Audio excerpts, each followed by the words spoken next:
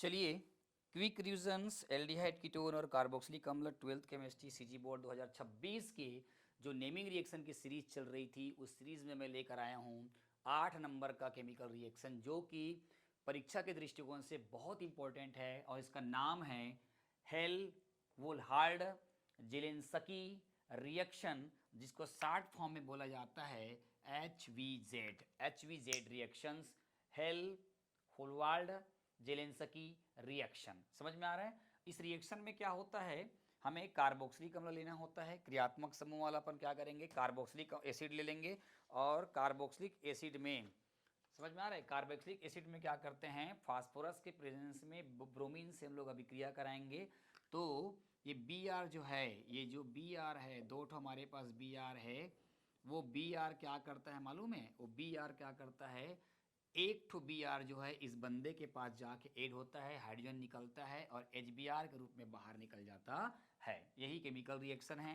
Carboxylic अम्ल में propanoic अम्ल लिया है, फास्फोरस की उपस्थिति में ब्रोमीन से रिएक्शन करा रहे हैं, तो अल्फा ब्रोमो प्रोपेनोइक अम्ल बनता है। अब अल्फा क्यों बोला है, ये क्रियात्मक समूह है, क्रियात्मक समूह के बाद वाला कार्बन अल्फा कार्बन है ना, ये बीटा कार्बन, तो अल्फा कार्बन के साथ कौन जुड़ा है, Br जुड़ा हुआ है, तो ये हो गया है ना, क्या जुड़ा, अल्फा की जगह, अल्फा कार्बन की जगह क्या बोला है, अल्फा ब्रोमो प्रोपेनोइक हो सकता है। आयुपेक नाम करेंगे तो 1 और 2 करेंगे, तो ये जाएगा 2, ये जाएगा ब्रोमो है ना, प्रोपेनोइक, और क्या हो जाएगा आपका एसिड, क्या हो जाएगा, प्रोपेनोइक एसिड। चलिए, पेपर में आएगा, थ्योरी अगर लिखने बोलेगा तो क्या लिखना है। चलिए, इस प्रकार की अभिक्रिया में, इस प्रकार की अभिक्रिया में कार्बोक्सिलिक अम्लों की, इस प्रकार की अभिक्रिया में कार्बोक्सिलिक अम्लों की फास्फोरस की उपस्थिति में, ये फास्फोरस की उपस्थिति में ब्रोमीन के साथ, Br2 के साथ या Cl2 के साथ अभिक्रिया कराई जाती है,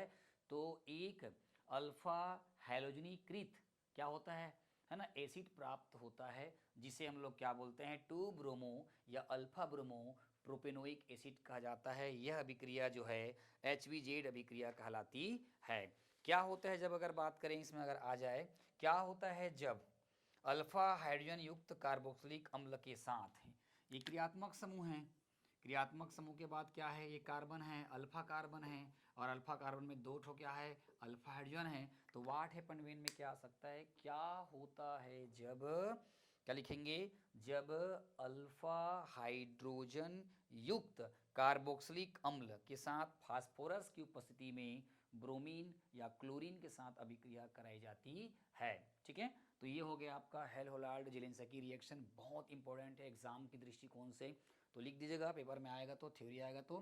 क्या करते हैं, कोई भी एनी कार्बोक्सिलिक एसिड जो होता है in presence of the phosphorus and Br2 या Cl2 के साथ ये रिएक्ट करता है, तो हमें फाइनल प्रोडक्ट के रूप में हमें क्या मिलता है, अल्फा ब्रोमो प्रोपेनोइक एसिड का फॉर्म है ना, परफॉर्म होता है। बहुत ही एक अच्छा रिएक्शन माना जाता है होल हेलाइड जेलेंस्की रिएक्शन। चलिए मिलते हैं नेमिंग रिएक्शन के 9वां नंबर क्रम में एल्डिहाइड कीटोन और कार्बोक्सिलिक अम्ल की अगली कड़ी में। तब तक लिए आप मेरा इंतजार करेंगे, क्या करेंगे, इंतजार करेंगे। Thank you.